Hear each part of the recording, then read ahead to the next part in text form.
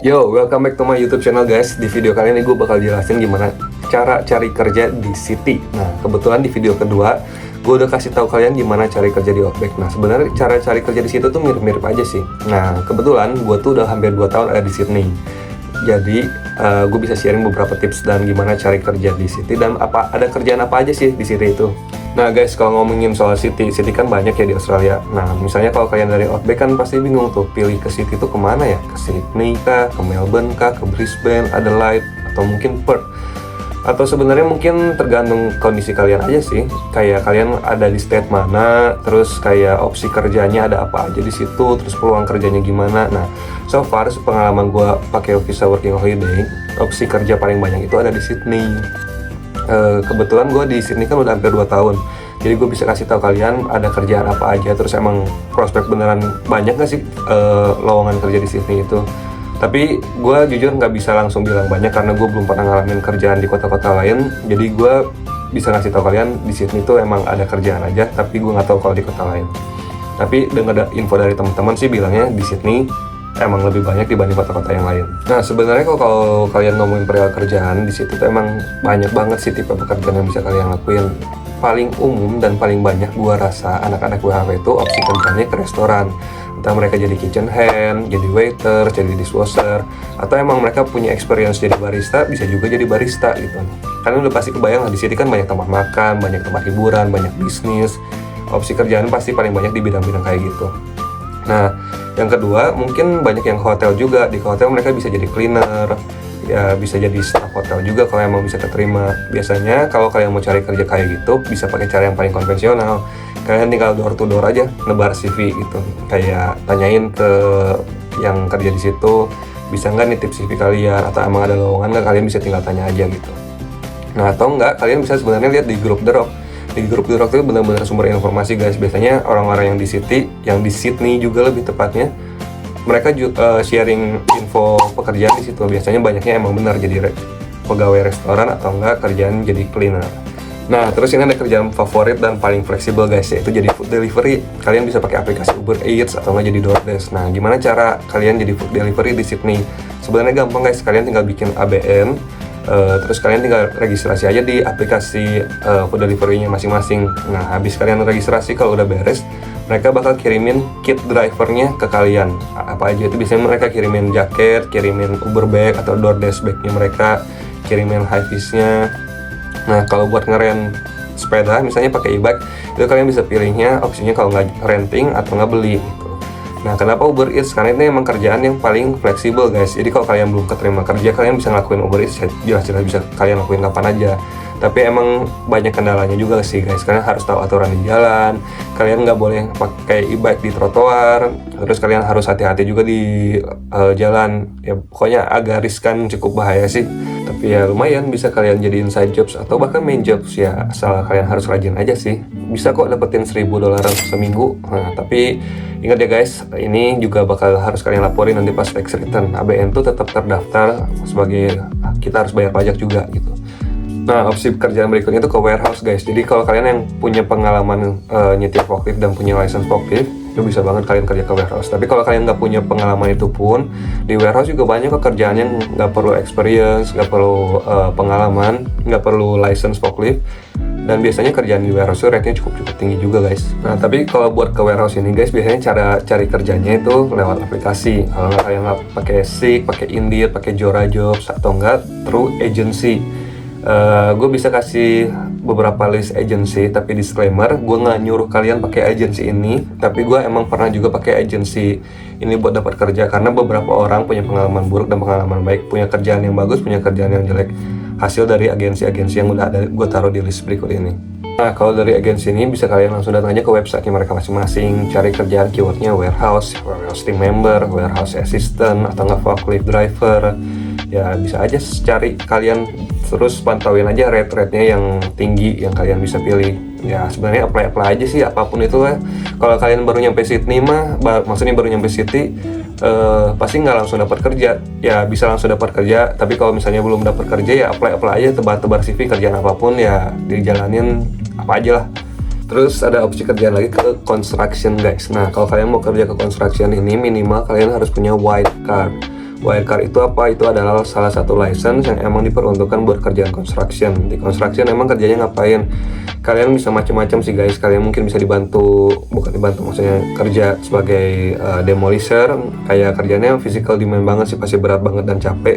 Kayak beresin puing-puing bangunan gitu, kayak ngangkat-ngangkat batu, beton. Bayang lah guys, atau enggak kalian bisa jadi landscaper, kayak bantu nyemen, bantu ngerapin tanah gitu-gitu. Pokoknya construction lah, kalian bisa bayangin sendiri guys. Nah, construction ini juga rate-nya lumayan tinggi. Kalau kalian dibayar pakai tax mungkin rate-nya 30 sampai 35 ke atas.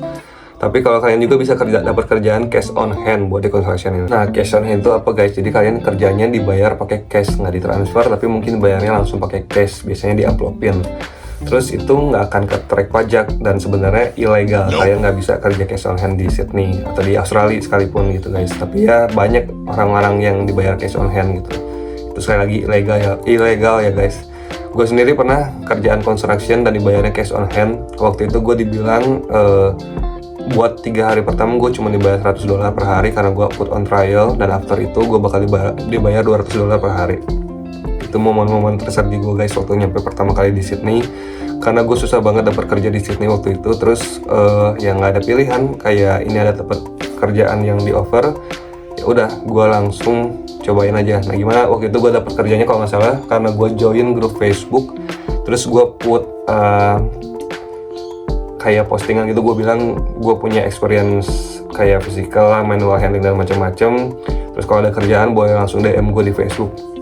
Tapi sekali lagi guys, jangan pernah kalian kasih data pribadi sekalipun di grup internasional ya, bahaya banget.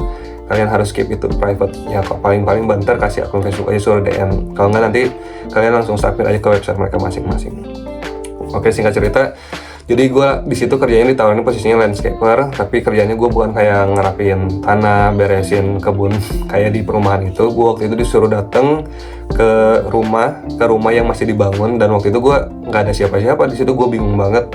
Dibilangnya suruh tunggu aja, nanti bakal ada orang yang ke situ. Akhirnya gue setelah nunggu hampir 30 menit baru datang supervisornya. Terus sebenarnya kayak nggak jelas gitu kerjaannya. Ujung-ujungnya gue cuma disuruh angkat pintunya berat banget, pintu beton guys. Terus gue disuruh naik tangga lagi, diangkatnya cuma berdua. Dan itu gue kerja 8 sampai 10 jam, dibayarnya cuma $100 ya. Tapi apa daya guys, nggak ada pilihan. Waktu itu emang susah banget cari kerja. Tapi ya emang beberapa punya teman juga kerjanya construction, duitnya juga lumayan kenceng sih.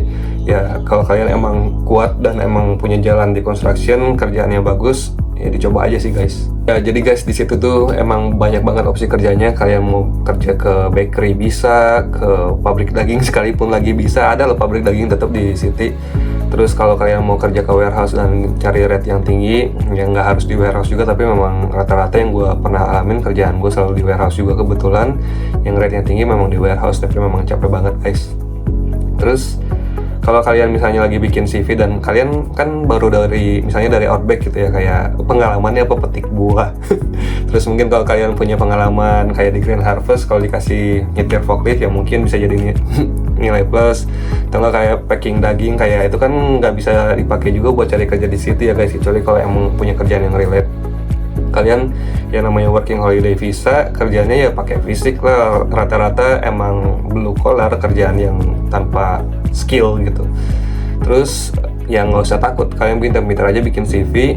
Terus kalau kalian misalnya emang punya background yang sesuai, kayak contohnya kayak barista atau pernah jadi chef, jadi kitchen hand kayak gitu, ya opsi plus bagus banget buat kalian. Ya kalau kalian emang beneran nggak punya experience, ya nggak usah takut guys. Ya coba aja, pokoknya apply aja, coba pintar-pintar bikin CV gitu ya. Kita ngelakuin sebisa kita, ya Tuhan yang beresin sisanya.